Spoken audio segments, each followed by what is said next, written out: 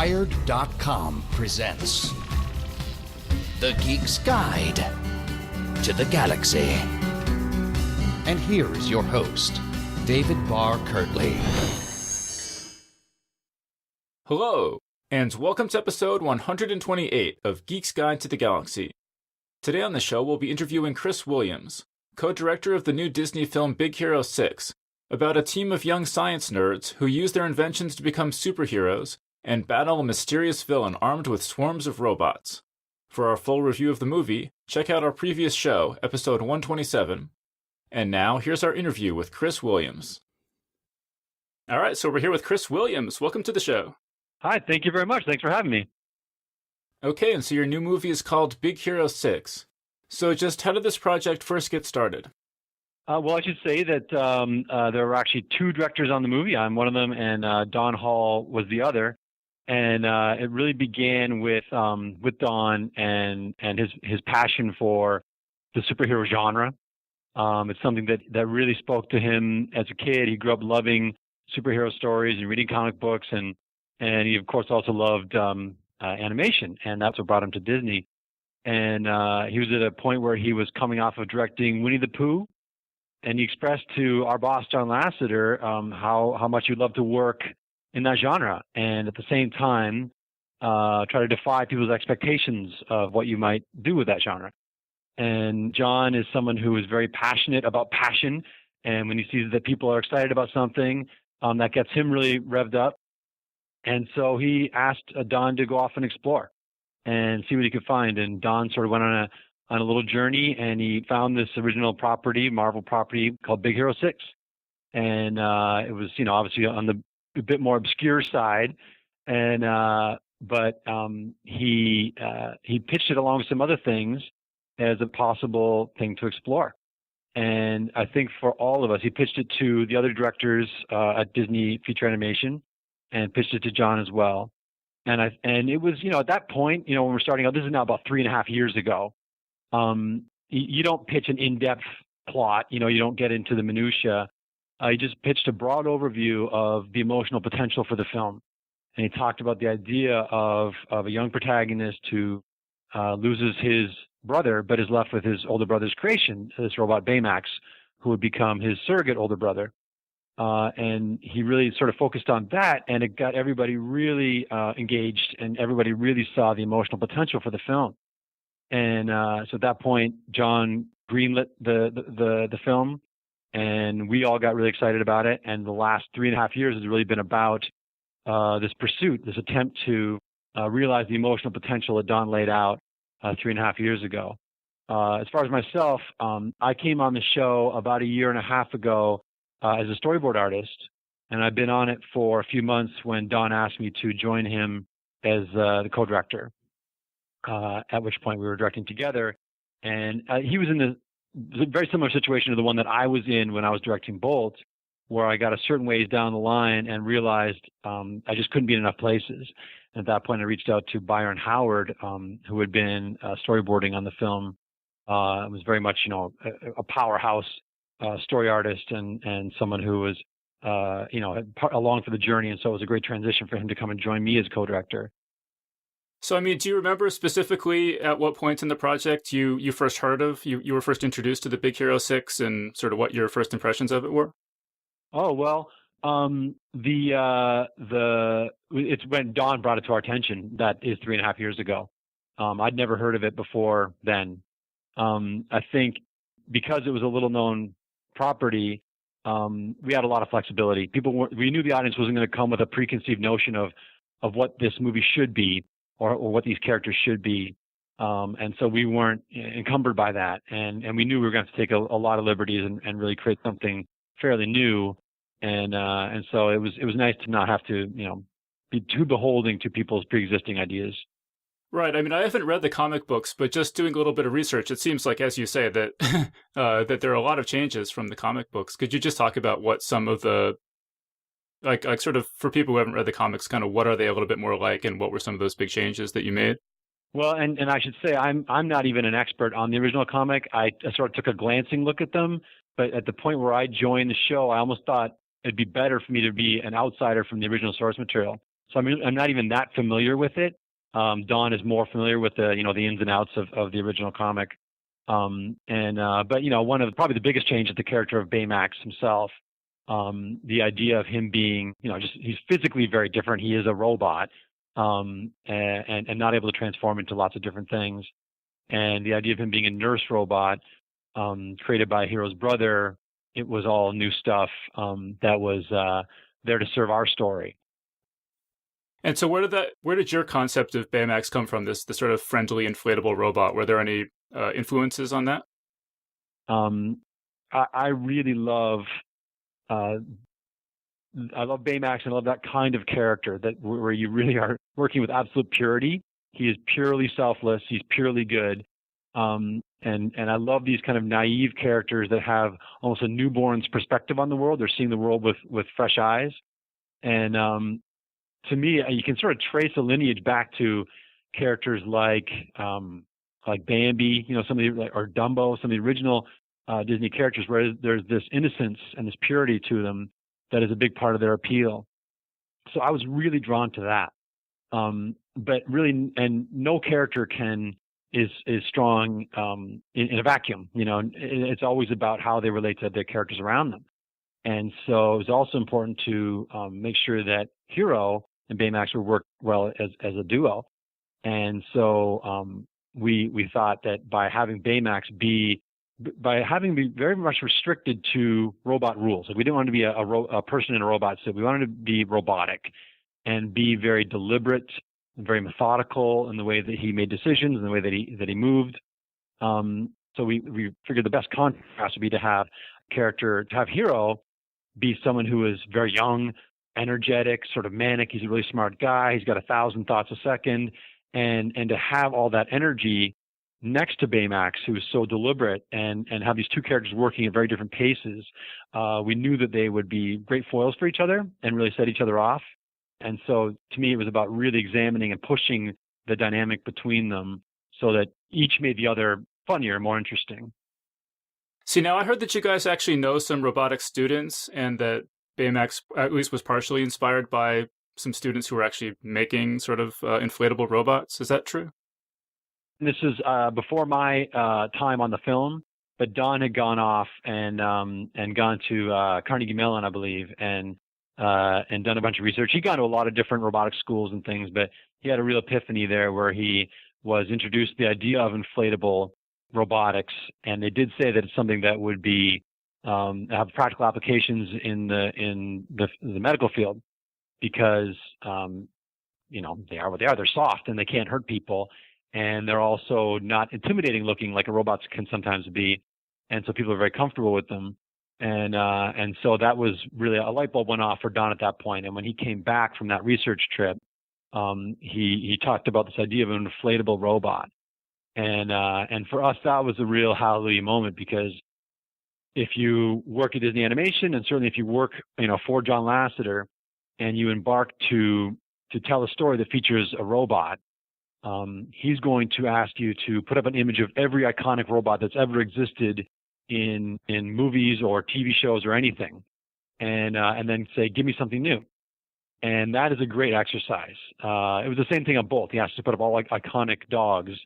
And that forces you to not go with your first impulse or not just do a shorthand. It forces you to really go out and explore and find something original. And when Don came back from that trip and he had these sketches and these ideas, we all realized that we'd found a very special version of a robot.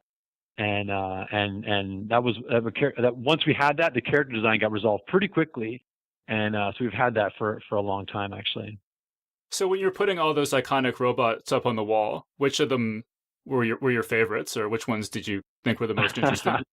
Well, there's always I think we all have a soft spot in our heart for the Terminator, like that, and certainly all of the RoboCop is it's one of the original one is a great movie, one of my favorites, and but we looked at things like a lot of Japanese robots, a lot of the you'd have your Mecha Godzilla up there, but we'd also looked at the some of the original anime, and for me the one of the things that I was first turned on to as a kid was a show called Battle of the Planets, that was just repackaged Gotcha Man, which is a really old anime series, and some of the robot designs in that were really cool. And you end up putting them all up, like everything you could think of.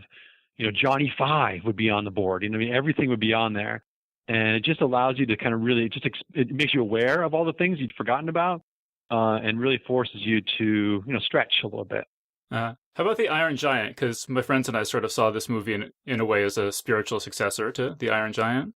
Well, sure, that would have been up there, and yeah, just to be mentioned with that movie is a real compliment. It's one of my favorites. I was so moved emotionally. It's one of the, you have those special experiences watching movies that you remember. You remember the experience of watching it as much as you remember the movie itself. And I saw that movie with my family. I'd been living in the States. I'm from Canada originally. I'd been living in the States at that point, and I was back home, and we went to see a matinee, and my brother and I both erupted in tears at the end. It was just such a powerful movie, that whole moment where he flies up into the sky. I get emotional just thinking about it. So yes, thank you for even sort of putting the two movies in the same sentence. Well, and then the other robots in this movie that really struck me are the microbots, which I thought were just amazingly cool on screen. Could you talk about how you came up with that and where this came from? That was absolutely. I'm sorry. That was another element in the story that was really inspired by the research. They had sort of discovered the swarm technology, where they were having tiny robots. Some of them were on the ground, some of them could actually fly, where it's this drone technology, and they can all react to each other, and they can kind of hold a pattern or form a pattern. And that was something that was a real springboard. You really can't underestimate the importance of research in our process. Once we pitch just a simple version of a story or an idea, we'll always be asked to go out and do lots of research. And the goal is to do research before you've really had your story take shape. Because if you don't, there's a danger that you will always try to twist the research to serve your story, as opposed to really being inspired by the research and really letting the research actually inform the story. And so that was one of the discoveries when we were doing the research. And it's one of the things with a movie like this where we're trying to, have it feel like it's a pushed, slightly futuristic and fantastic world. At the same time, you want it to feel plausible and grounded and based in a real science. So we were drawing from cutting edge technology. But one of the dangers is that the actual technology moves so quickly that you have to work extra hard to make sure that you're going to be ahead of it when the movie actually comes out. And one of the things that we were pretty confident that we were not going to be, they weren't to worry about is the idea of telekinesis, because that's one of the things in the movie is that the microbots are controlled through telekinesis. And but actually, probably about maybe 10 months ago, maybe 8 months ago, I was driving my car, and there's a radio. There was a news report about people actually testing out telekinesis, and they had one guy was able to make another guy move his finger involuntarily. They're both hooked up to a computer, and that just floored me, and it made me realize how fast technology actually moves, and how hard it is sometimes to stay ahead of it. Speaking of rapidly advancing technology, I heard it was just a real technological challenge just to show the microbots on screen, that it required all sorts of fancy computer equipment. Could you talk about that? Well, probably, one of the biggest breakthroughs that was employed in this movie was a Hyperion rendering system. That was a thing that was developed in-house. And again, I am not technologically very savvy myself, so I really wouldn't be able to get into a ton of detail about it. But it was something that allowed for us to have the light behave more authentically. The light in the movie would bounce. Light coming from a light source would bounce many more times in our movie than any movies that have come before. And I think you feel it when you watch Big Hero 6. We're in a city with a lot of light sources, and you feel there's just something that feels more grounded and more real about it than anything you've ever seen before. And so this new system allowed us to set the movie in a city as dense as San Francisco.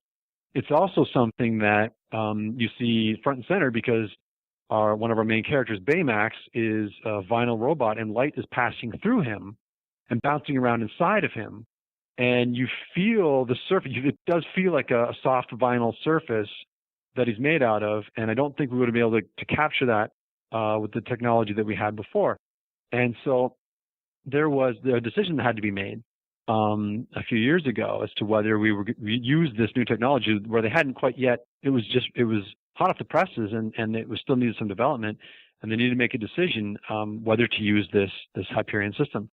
And I think there's just something culturally here at Feature Animation that I felt really sort of growing over the years, especially since John and Ed took over, I guess it was about 8 years ago now, where nobody wants to back away from a challenge. And so they said, let's go for it. And then they created this thing, and suddenly we were able to have this incredible world we wouldn't have been able to have before. And then that pushes the story because we're all in-house, we're all in one building together. And so then the creative side gets energized, and then they create something that's bigger and better than anything we've ever tried before.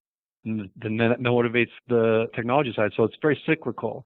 And I think that's something that's pretty unique to this place.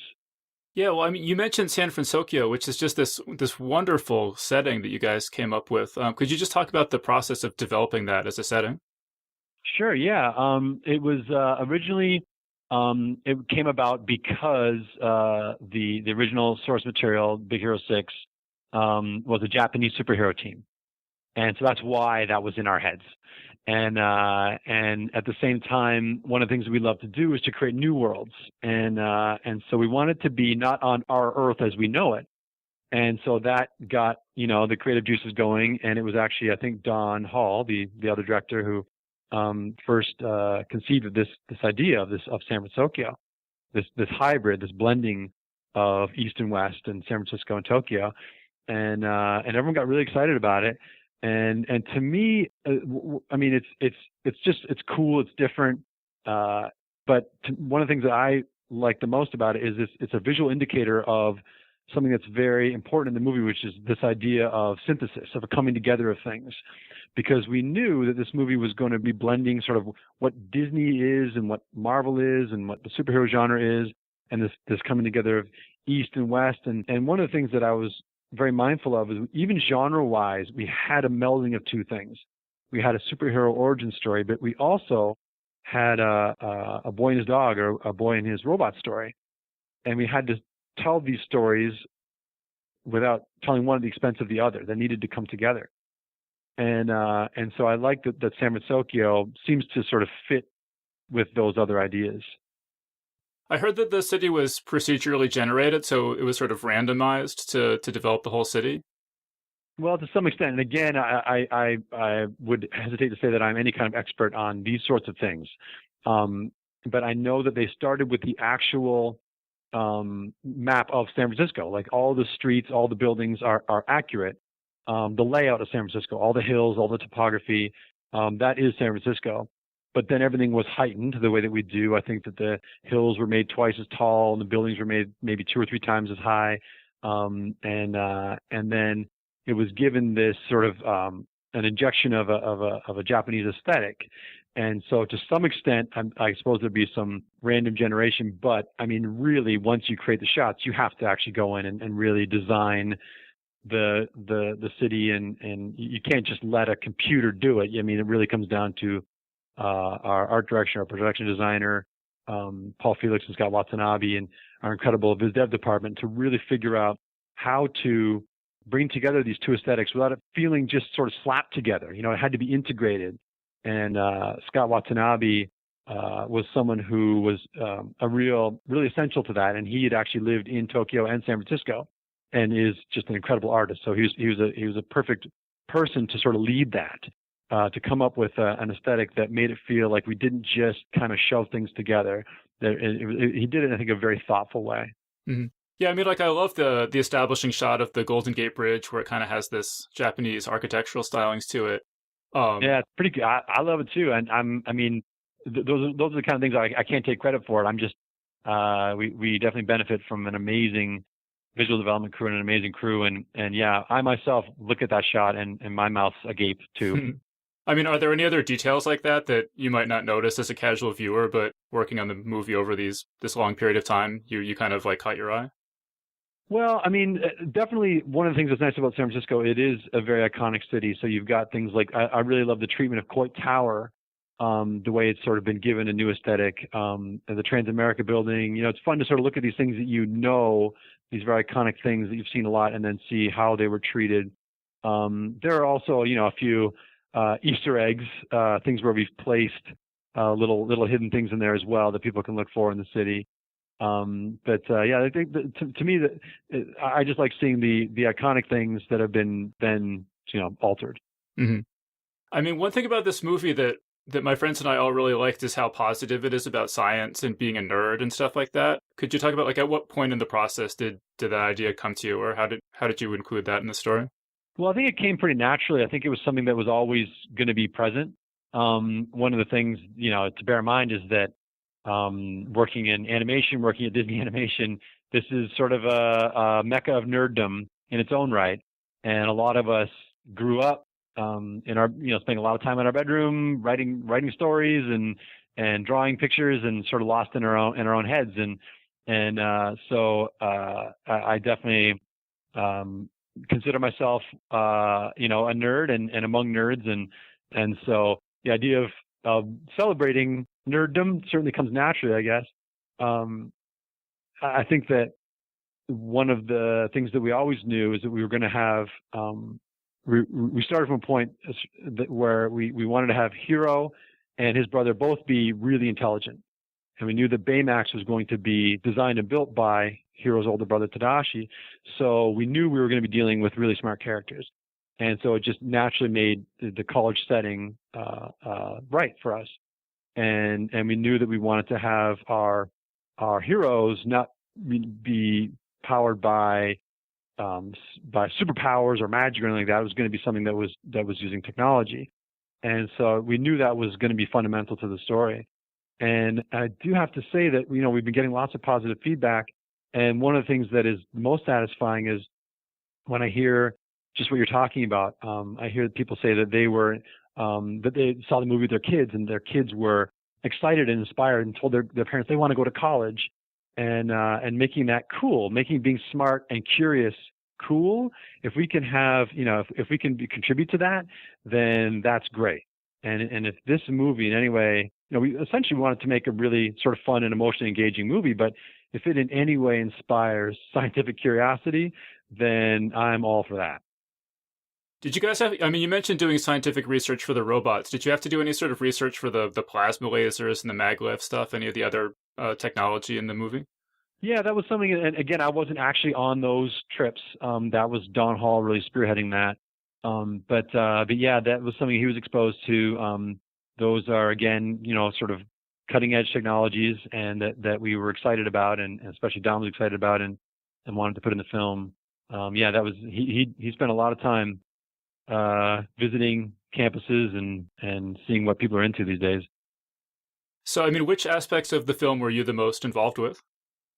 Well, basically the story. I come from a story background. I've been at Disney Animation for 20 years now in the story department, and I've been a storyboard artist and a director, and my focus has always been the story. I spend most of my time in the story room or in the recording room or in editorial, and that's my passion, that's my love, and that's where I'll always want to be. So, you mentioned like growing up reading a lot of books and comics and things like that. Like, which particular books or comics got you into this so passionately?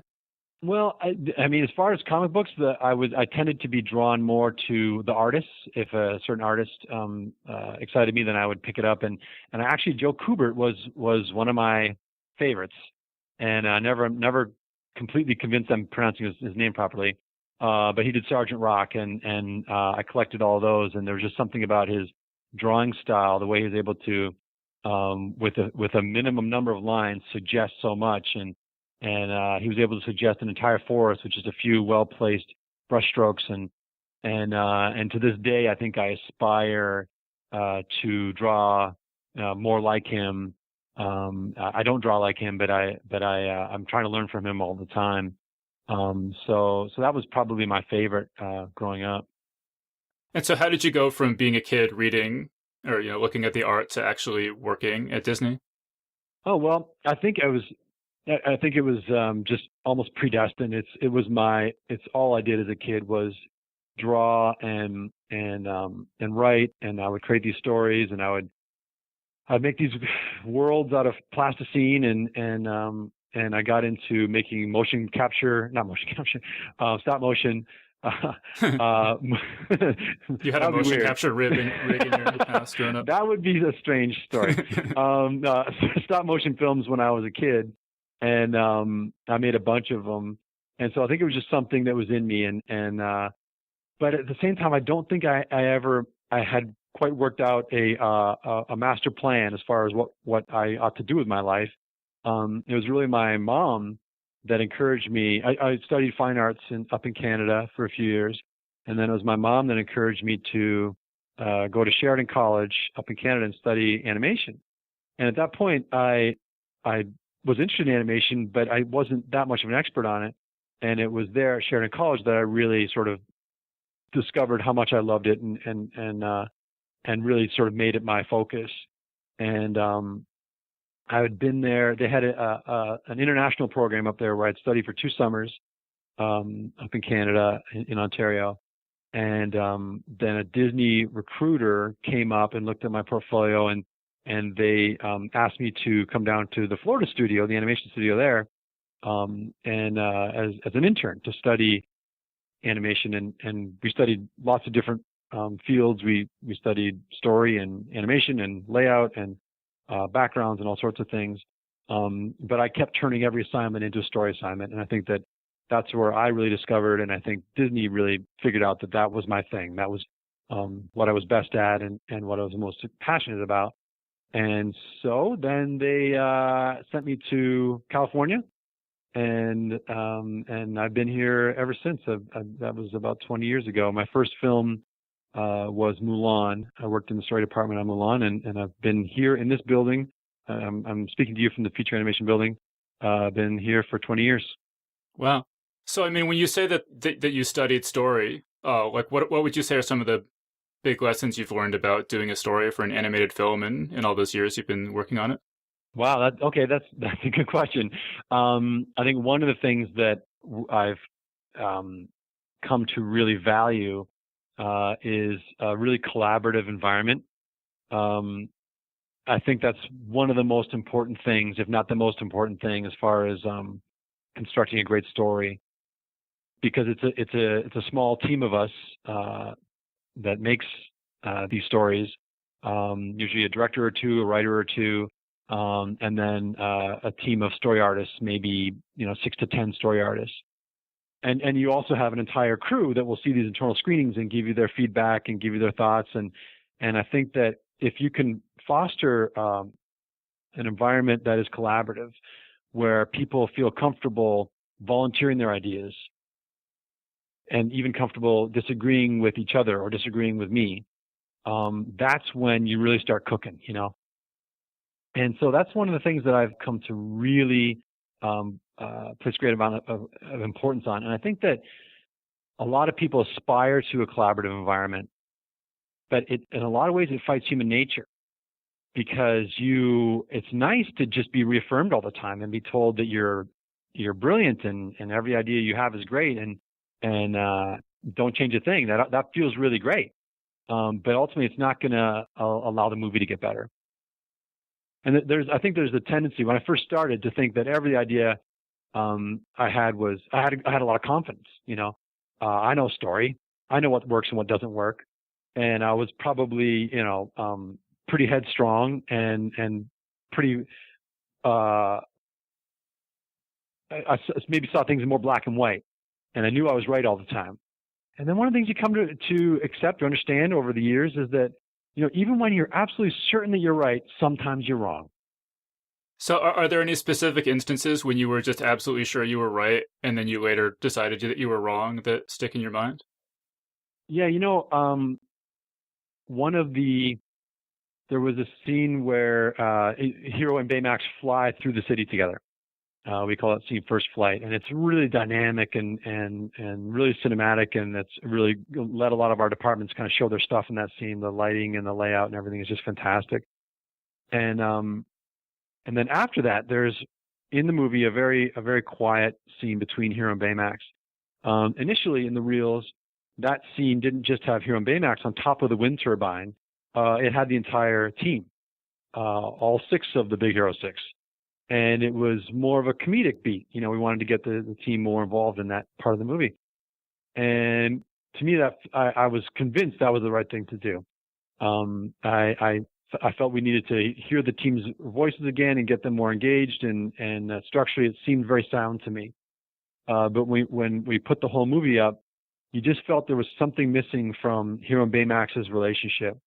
And so at that point, we looked at that scene again and realized it would be much stronger and serve the movie much better if it was a much quieter and sweeter scene just between Hero and Baymax. And that was a pretty late change in our schedule, and it ended up being huge. I think it paid huge dividends. I think it's the scene in the movie where we realize how deeply Hero and Baymax care about each other. I think it's the point where we invest in those characters as a duo. The audience invests in those characters in a way they hadn't to that point. And so I realized that I was sure the scene needed to be one thing. It needed to be fun, comedic, and involve the whole gang. Came to realize actually it needed to be a sweeter, quieter scene that really was about advancing the relationship between Hero and Baymax. So that's one that comes offhand, but it's a constant process of stating your point of view and then being able to be flexible. All right, I have just a couple of random questions I wanted to get to. So, which of the characters in the movie do you identify with the most? Okay. Well, I think there's being a fan of superhero movies and science fiction and just movies in general. Certainly, there's some Fred in me, and Fred in a lot of us here at Future Animation, and his awareness of the tropes of the genre, or something that I think is always kind of fun. So there's certainly some Fred in me and Don, and a lot of people here in the building. I think there's also a certain goofiness in Honey Lemon that I probably possess, but I suppose I aspire to be as cool as Go-Go, but I don't think I'm nearly there. So yeah, I don't know.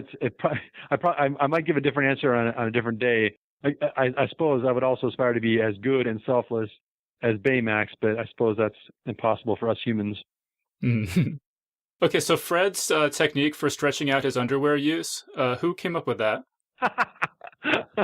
That's funny because, because we spend years on these things, we debate everything, and we go into the minutia. And that line and his exact methodology actually did evolve. I can't remember what it was. There was a different order of events for his front, back, inside out, and all that. I think we had written a few different versions of it. At one point, T.J. Miller, who plays Fred, he's a master ad-libber, and he'd come up with some of his own versions of it. I remember at one point even John Lasseter, who goes from being engaged on a macro level to a very micro level at times, gave his point of view on what he thought the line should be. So it did evolve quite a bit, and so I can't remember exactly when we landed it, but it certainly went through some growing pains. Okay, and then have any other reactions that you've gotten from fans or whatever to the movie been particularly interesting or memorable or stuck in your head? Well, the one that I didn't maybe that I especially appreciate is one that I mentioned, just the idea that people are talking about the fact that it's making nerds and especially science and technology cool. I think there's something that I really was taken aback by. For me, just the being able to sit with an audience after the years of working on the film, and it involves very late nights and working on weekends and a lot of sacrifice and missing time with my kids and all that stuff. And everybody on the crew makes huge sacrifices. They're all very dedicated professional people, and they work so hard and they're so committed to making something great. And so it can be very, very stressful at times. But once the movie was finished and I got to go see it in a proper theater with a proper audience, to hear people laughing, and especially to have people get as emotionally engaged as they were, and you hear the sniffling and things like that. It is so gratifying, and it makes the whole journey worthwhile. And I've seen it a few times now in a proper theater, and all three times there was applause at the end, and it means so much. It basically means everything to us that the audience react that way to the movie, because this is our lives. This is what we've dedicated ourselves to and our creative energy to, is making these movies, and so it's incredibly gratifying to get that kind of reaction. And to me, it is really high stakes, because when you embark on making one of these films, it's just a few people, but as you move forward in the production, you start to involve, as I said, more and more people, and then you have hundreds of people investing all of their creative energy and all of their time into this one thing. And that's where the stakes get very high to me. It cannot be a bad movie. It cannot be an okay movie. It has to be a great movie, or else we haven't done our job as a director and as a story person. It has to be great. And so that's a very motivating thing to me. I think about the crew and their sacrifices that they're making, and they deserve a great film. And so at the end of the journey, when you get to see the movie with a real audience and get that reaction, that's when you know that you've done your job. And how about the Stan Lee cameo at the end? Was that something you always planned to do? Is that something that developed at some point in the process? Well, okay. I guess at this point, we did try to sort of keep that thing under wraps, actually. And at this point, I think the cat's out of the bag. What happened was, we were making this very ambitious film. It's huge in scope. The sets are really massive, and there's a lot of characters. And this was a challenging story to tell. And so we kept thinking, Don and I both said, boy, it'd be great to have some kind of end credit button. But I don't know if we have the bandwidth for it. I don't know if we have the time or the crew to be able to do that. And we were just trying to work on the movie itself and make sure that it was where it needed to be. And so we would kind of put it off. And I remember Don and I both had the same experience opening weekend when we went to see Guardians of the Galaxy, where the movie ended and nobody budged. Everybody knew to just sit and wait. And Don and I both, that Monday morning, we basically ran towards each other and we were like, we got a problem. Because yes, it's a Disney film, but everyone knows there's a Marvel connection. So what if people sit and wait through the credits, and at the end of it, there's nothing, and then the last emotion they would experience would be disappointment. And we just thought, we can't let that happen. And so, but this was very late stages of the production, and so we knew we had to come up with something quickly. So I went off and I wrote the the button, and I storyboarded it very roughly, and I laid it out on my floor in my office, and Don is in the next office over, and I called him over and I pitched it to him, and he laughed, and he was really into it, but I knew a challenge was going to be just the logistics of it. We were running out of time. The crew was all very busy. How are we going to be able to do this? And it would be, make it more expensive and all the rest of it. But there was something great happened where when I was pitching the button, our producer Roy Conley walked in just when we got to sort of the big joke of the button, and Roy bust out laughing, and I knew at that point that it was going to happen. Because Roy is the money man; he's the ultimate money man of the movie, and I knew he was into it. And he's someone, I call him money man, but he puts the movie first and the creative first, and he knew it was a good idea, and he knew it was good for the movie. And so at that point, I knew we were going to do it.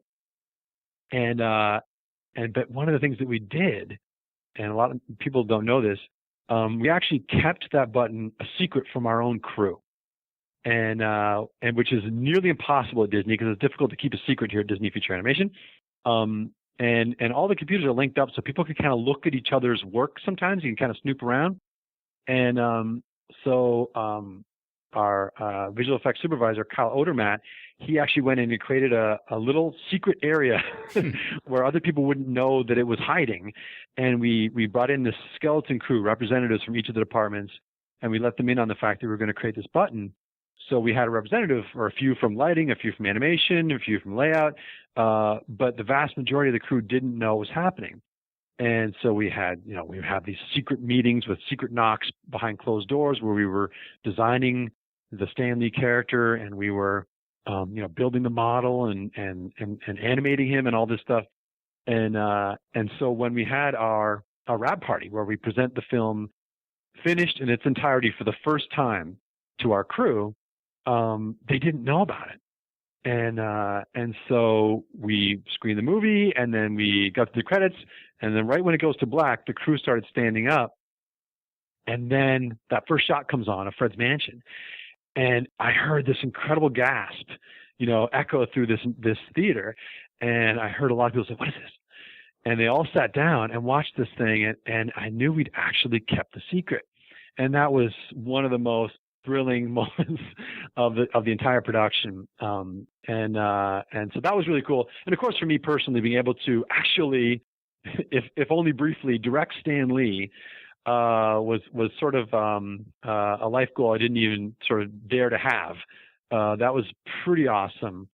And one of the things that people don't know is that because we were keeping it a secret from our crew, we didn't record Stan Lee in our building. We have a recording room here, but we went to another studio to record, to keep it on the down low. And so there we were. But when we got there, they had booked it on a second floor studio, and there were no elevators. So we knew that Stan Lee was going to have to walk up this long flight of stairs. And none of us had ever met Stan Lee, but we knew he was in his 90s. I think he's 91. And so we didn't know how frail he would be. And so the whole time we're waiting for him, we're like, okay, when we go up the stairs, we're going to position ourselves behind him, so if he falls, we can catch him. And we said we cannot be responsible for killing Stan Lee because then we would be marked men. And so we were very nervous about it. But I got to say, when the car rolled up and out popped Stan Lee, he was anything but. I mean, he was full of energy. He was funny. He had the voice. He had the persona. He had he was amazing. And so he took those stairs like a champion, and he was everything you wanted him to be. And all our fears were dashed. And so then being able to record with him was just such a thrill, and he was such a good guy. So yeah, that was one of the more fun. That was the icing on the cake of making the movie, I would say. So is that button canon as going forward? If there's a sequel, will Stan Lee appear as one of the heroes?